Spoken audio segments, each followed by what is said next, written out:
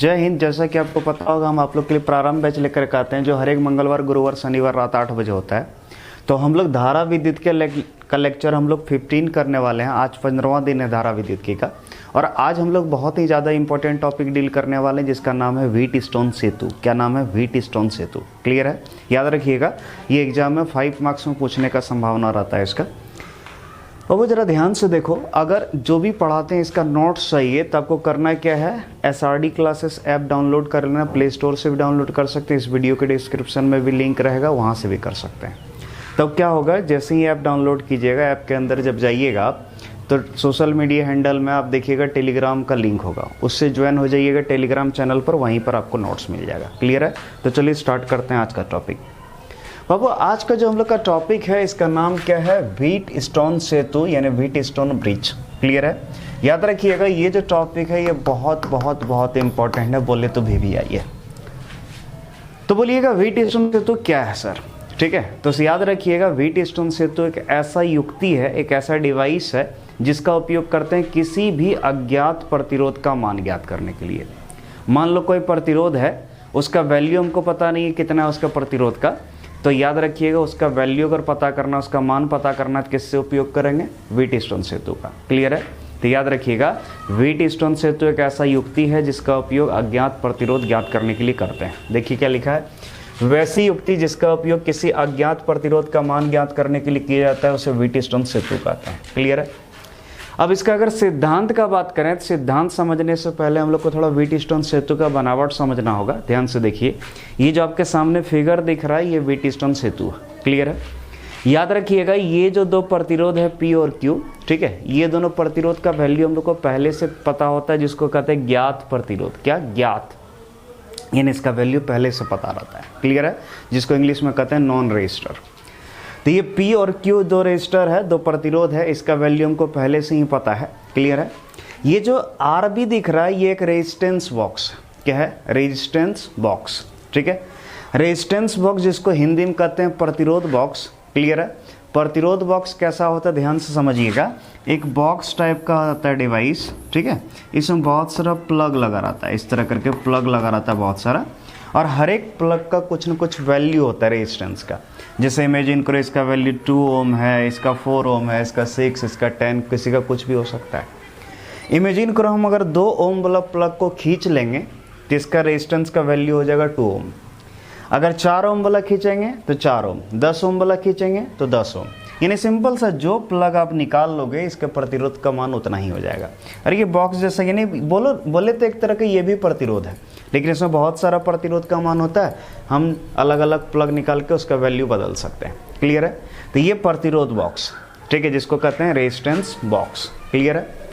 और ये है एक अज्ञात प्रतिरोध जिसका वैल्यू हमको पता नहीं है। ठीक है, याद रखिए ये। और ये है आपका एक गैल्वेनोमीटर।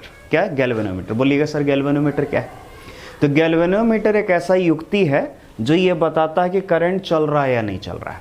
अगर करंट चलेगा तो इसका कांटा हिलेगा, और नहीं चलेगा तो नहीं हिलेगा। इसके बीच में कांटा रहता है, कांटा अगर हिलेगा इसका मतलब करंट चल रहा है, नहीं हिल रहा है इसका मतलब नहीं चल रहा है। क्लियर है?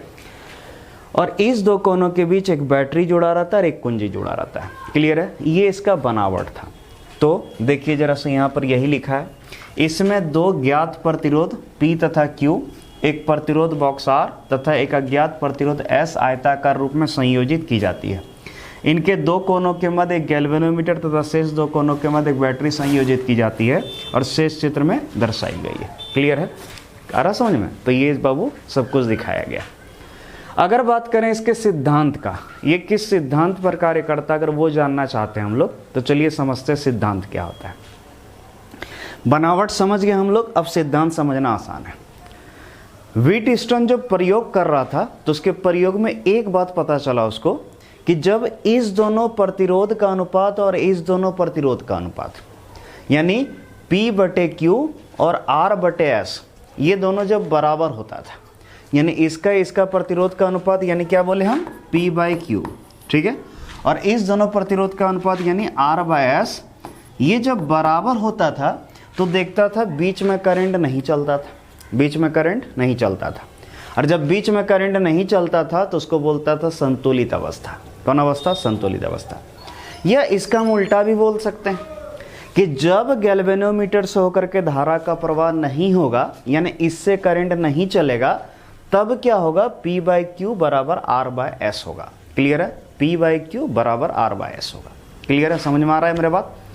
तो याद रखिएगा, जब गैल्वेनोमीटर से होकर धारा प्रवाहित नहीं हो तब हमको P बटे क्यू बराबर R बटे एस मिलेगा। क्लियर है, ये समझ में सबको आ रहा है? ठीक, तो बाबू यही इसका सिद्धांत है, और इस सिद्धांत को कहते हैं संतुलित अवस्था का सिद्धांत।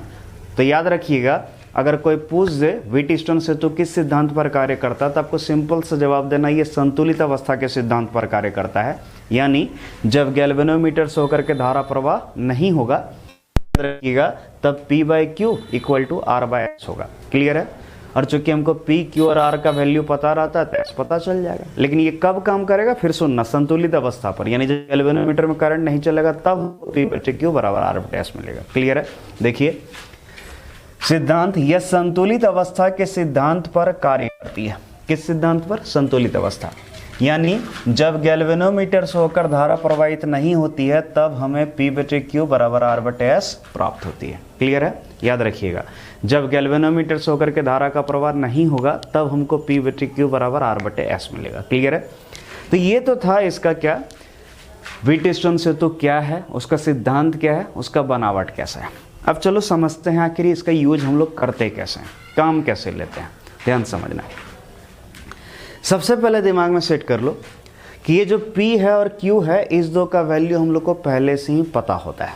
क्लियर है, P और Q का वैल्यू पहले से ही क्या रहता है, पता रहता है। ठीक है, और ये जो R है, R रेजिस्टेंस बॉक्स, ठीक है, इसका वैल्यू हम लोग चेंज कर सकते हैं चूंकि रेजिस्टेंस बॉक्स है। और ये एक अज्ञात प्रतिरोध S है जिसका वैल्यू निकालना होता है। अब इमेजिन करो, हमको एक अज्ञात प्रतिरोध दे दिया गया और उसका वैल्यू पता नहीं है और हमको निकालना है। कैसे निकालेंगे सुनिए, तो हम क्या करेंगे, एक अज्ञात प्रतिरोध यहाँ जोड़ देंगे और ये दोनों प्रतिरोध जो है इसका वैल्यू पहले से ही पता रहेगा। दो ज्ञात प्रतिरोध और एक प्रतिरोध बॉक्स, गैल्वेनोमीटर, बैटरी वगैरह सब कनेक्ट कर देंगे। क्लियर है, अब इमेजिन करो जैसे हमको P और Q का वैल्यू पहले से ही पता है। चलो हम यहाँ ले लेते हैं एग्जाम्पल के तौर पर। इमेजिन करो ये P और Q का वैल्यू पहले से पता है। मान लो P का जो वैल्यू है ये है 10 ओम और Q का वैल्यू कितना है, 20 ओम, क्योंकि ये पहले से ही पता है, क्योंकि इसको हम पहले ही बोल दिए ज्ञात प्रतिरोध है। ठीक है, ये P और Q का वैल्यू पता है। मान लीजिए P का वैल्यू 10 ओम है और Q का वैल्यू कितना, 20 ओम है। क्लियर है, ये एक प्रतिरोध बॉक्स है जिसका वैल्यू हम चेंज कर सकते हैं, और ये एक अज्ञात प्रतिरोध जिसका वैल्यू निकालना है। अब काम कैसे करेंगे सुनिए, सब कुछ इस तरह करके कनेक्ट करके स्विच ऑन कर देंगे, और स्विच ऑन करने के बाद देखेंगे कि इसका कांटा क्या हो रहा है, ऐसे हिल रहा है। क्या हो रहा है, हिल रहा है, जीरो पर नहीं है। अब हमारा एक ही मकसद है कि ये जो रेजिस्टेंस बॉक्स है इसका एक एक प्लग निकाल के देखना है। इमेजिन करो हम इसका एक 2 ओम वाला प्लग खींचे, 2 ओम का, देखें कांटा तो भी हिल रहा है, इसका मतलब वो सही नहीं है। 4 ओम वाला खींचे, हिल रहा है। 6 ओम वाला खींचे, हिल रहा है। जैसे इमेजिन करो खींचते खींचते एक बार 15 ओम वाला जैसे निकाले, जैसे ही 15 ओम वाला प्लग निकाले कांटा जीरो पर आ गया, और जीरो पर आ गया इसका मतलब संतुलित अवस्था मिल गया। तो संतुलित अवस्था हमको कब मिला, जब हम 15 ओम वाला प्लग खींचे, यानी इसका रेजिस्टेंस बॉक्स का वैल्यू हो गया 15 ओम। क्लियर है, यानी R का वैल्यू कितना हो गया बाबू, 15 ओम। क्लियर है, ये पता चल गया। और ये कब मिला, संतुलित अवस्था पर। अब बाबू कुछ नहीं है, देखो ऐसा तुरंत निकल जाएगा। कैसे, अभी हम तुरंत बोले तो यहाँ सिद्धांत लगेगा P बटे Q बराबर R बटे एस का। तो बोलो P का वैल्यू है 10, Q का वैल्यू है 20, R का वैल्यू मिला 15। ठीक है, R का कितना वैल्यू मिला बाबू, ठीक है 15 मिला, बाय S। बोलो अभी क्या इस S का वैल्यू निकाल सकते हैं कि नहीं, आराम से निकल जाएगा 30 ओम। ठीक है, अब इसको इधर ले जाओ, इसको इधर निकल जाएगा वैल्यू। क्लियर है, तो इस तरह करके इसका वैल्यू हम लोग निकाल सकते हैं। क्लियर है, तो समझ में आ गया होगा कैसे हुआ। ठीक है, अब चलिए ये तो बता दिए कैसे इसको यूज करते हैं। क्लियर है, लेकिन बाबू हमको जल्दी ये नहीं पूछेगा कैसे इसका उपयोग होता है। आपसे जब भी पूछा जाएगा ऐसा पूछेगा, बोलेगा व्हीटस्टोन सेतु क्या है, इसका सिद्धांत बताएं, यानी ये पूछेगा और फिर बोलेगा कि भाई इसके संतुलित अवस्था के सिद्धांत को सत्यापित करें, यानी P बटे Q बराबर R बटे S, इसको ला के दिखाएं। ये जो संतुलित अवस्था वाला समीकरण है इसको प्रूव करने बोलेगा। तो चलिए कोई दिक्कत नहीं, ठीक है। जब बोल देगा तो हम लोग छोड़ेंगे थोड़े, ठीक है। जब बोल देगा तो हम लोग निकाल ही देंगे। चलिए देखते हैं। तो बाबू हम लोग का हेडिंग क्या है, P/Q बराबर R/S का सत्यापन, यानी P/Q बराबर R/S को हमको क्या करना, प्रूव करना है। क्लियर है? तो चलिए देखते हैं। चलिए हम स्विच को ऑन कर दिए, इमेजिन कीजिए स्विच ऑन किए। अब जैसे स्विच ऑन किए तो इस तरह करके मान लो हमको प्लग खींचते खींचते जब इसका रेजिस्टेंस बॉक्स का वैल्यू R था, संतुलित अवस्था मिल गया। क्लियर है? तो भाई स्विच ऑन किए तो इसमें करंट चला, इमेजिन करो कितना I, कितना I। अब जरा समझने की कोशिश करना, I जब यहाँ आई फिर इसको कितने रास्ता दिखाई, दो, एक इधर एक इधर। इमेजिन करो इसमें जो करंट चला गया, इसमें चला गया I1। क्या चला गया, I1। हमको पता नहीं कितना जाएगा, मान लिया I1। तो इसमें कितना जाएगा बाबू, तो बाबू टोटल करंट अगर I था, इसमें अगर I1 चल गया तो इधर जाएगा ना, I में I1 घटा दीजिए, यानी इधर जो करंट गया वो गया I माइनस I1। क्लियर है? अब बाबू जब I1 जब यहाँ आया फिर इसको दो रास्ता दिखाया, एक इधर एक इधर। तो इमेजिन करो इस गैल्वेनोमीटर में जो करंट गया इधर से होकर के मान लो IG गया, कितना IG।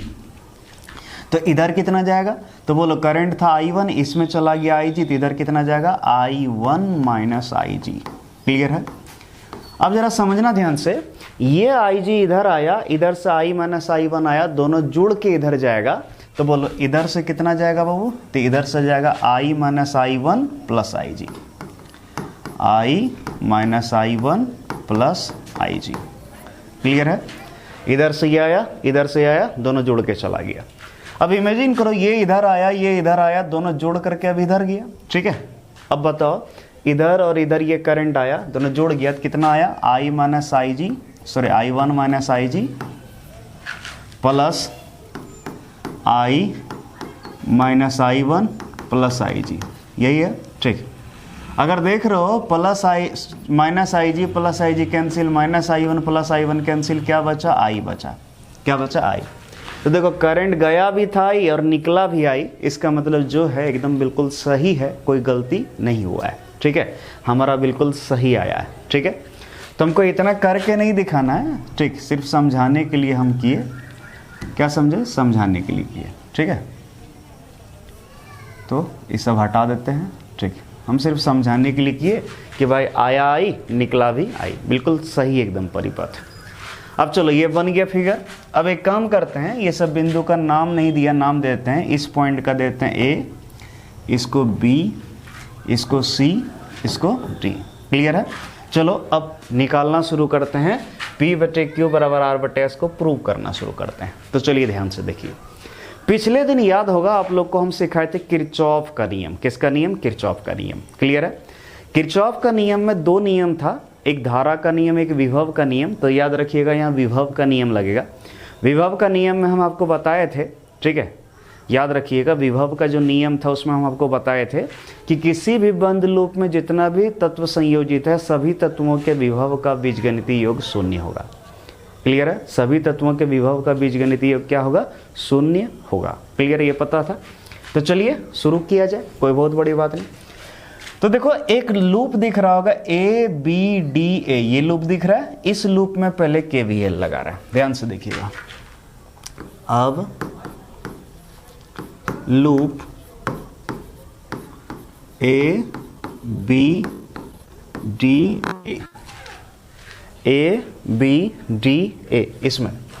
इसमें क्या लूप, इसमें क्या KVL से, KVL से बोलो किरचॉफ का विभव का नियम। तो किरचॉफ का विभव का नियम क्या है, ध्यान से देखिए। तो किरचॉफ का विभव का नियम का कहना है किसी भी लूप में जितना भी तत्व संयोजित है सभी तत्वों के विभव का बीजगणितीय योग शून्य होगा। लेकिन याद रखना, हम सिखाए तो ध्यान रखना, प्लस माइनस बताए थे। जिधर करंट चलेगा अगर हम उधर चलेंगे तो वोल्टेज नेगेटिव लेंगे, और करंट के उल्टा चलेंगे तो पॉजिटिव लेंगे। तो चलो लेना शुरू करते हैं। पहले A से B चलते हैं, A से B, इधर से इधर। देखो करंट इधर जा रहा, हम भी इधर जा रहे हैं, इसीलिए इसका वोल्टेज माइनस लेंगे। तो बोलो माइनस, इसका वोल्टेज कितना है, I1 into P। Current I1 है, इसका रेजिस्टेंस P है, तो I1 इंटू P करेंगे, वोल्टेज निकल जाएगा माइनस I1 इंटू P। फिर बोलो इधर से इधर आए, करंट इधर, हम भी इधर देखो, करंट नीचे आ रहा है, हम भी नीचे आ रहा है, क्लियर है, इसलिए माइनस। कितना है इसका वोल्टेज, तो मान लिए करंट आई जी है, इसका प्रतिरोध को जी मान लेते हैं, तो क्या हो गया आई जी इंटू जी, क्लियर है। फिर देखो, फिर डी से चलेंगे, देखो यहाँ गौर से, करंट नीचे आ रहा है और हम ऊपर जा रहे हैं, करंट नीचे और हम ऊपर, तो इसलिए प्लस कितना I minus I one into R, I minus I one into R equal to क्या हो गया, जीरो। यानी सभी तत्वों का विभव का बीजगणितीय कितना हो गया, जीरो, क्लियर है। अब जरा गौर से देखो, अगर थोड़ा बहुत भी क्लियर होगा बात, तो हम सिखाए थे कि P बटे Q बराबर R बटे S तभी मिलेगा जब गैल्वेनोमीटर में धारा का प्रवाह नहीं होगा।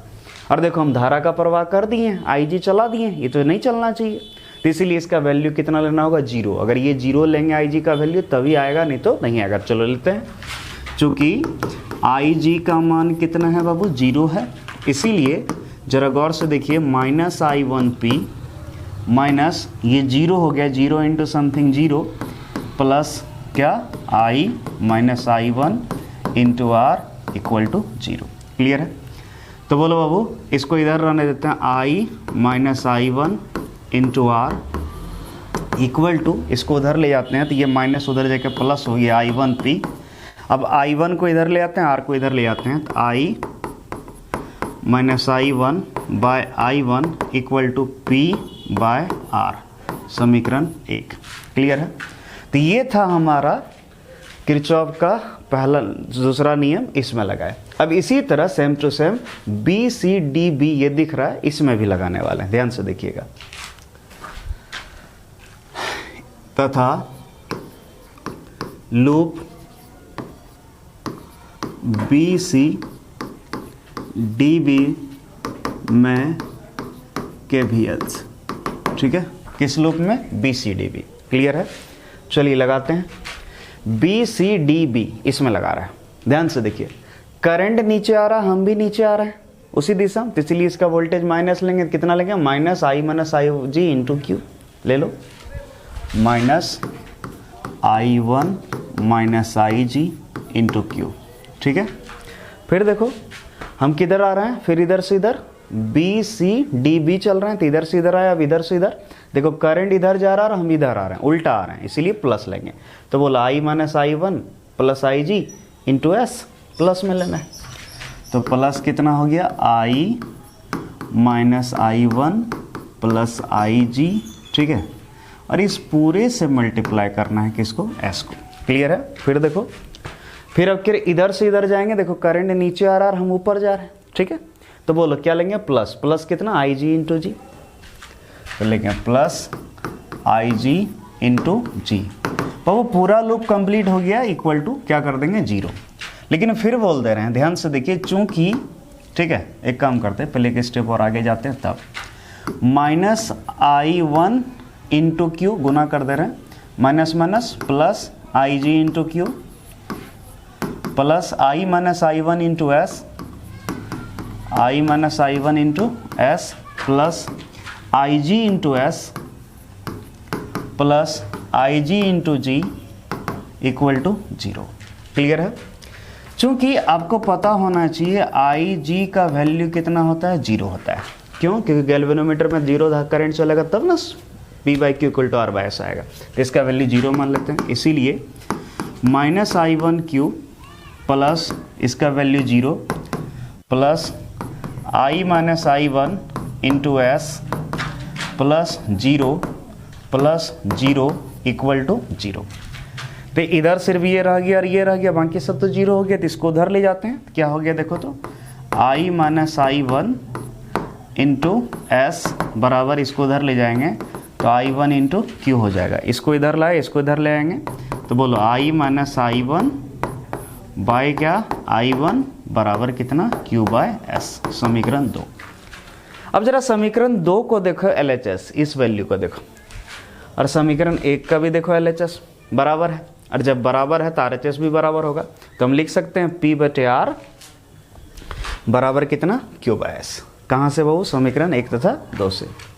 तो बोलो समीकरण 1 तथा 2 से, तो बाबू समीकरण 1 तथा 2 का अगर हम बात करें, ठीक है, तो समीकरण 1 तथा 2 से क्या होगा, ध्यान से देखना बाबू, ठीक। तो हो गया क्या, P/R इक्वल टू क्या, Q/S लिखेंगे, P/R equal to Q/S, P/R equal to Q/S। Clear है? तो बोलो P/R इक्वल टू Q/S है, तो इसको इधर ले जाओ, क्या हो गया, P/Q बराबर R/S। तो देखो ये प्रूव हो गया, क्या हो गया, प्रूव। तो जो बोला था प्रूव करने कि P/Q बराबर R/S को प्रूव कीजिए, तो ये प्रूव हो गया। क्लियर है? तो बाबू इसको ध्यान से देख लेना, एग्जाम में जनरली ये 5 मार्क्स का पूछता है। कितना मार्क्स का, 5 मार्क्स का। देखे कितना आसान है, तुरंत क्लियर हो गया। तो आपसे पूछेगा वेटस्टोन से तो क्या है, इसका सिद्धांत सहित इसके संतुलित अवस्था को सिद्धांत का प्राप्त करें, यानी P/Q बराबर R/S को सत्यापित करें, या बोले तो प्राप्त करें, ये आएगा। ठीक है, तो चलिए आज के लिए इतना ही। उम्मीद करते हैं जो पढ़ाई जरूर समझ में आया। Thank you. ठीक है।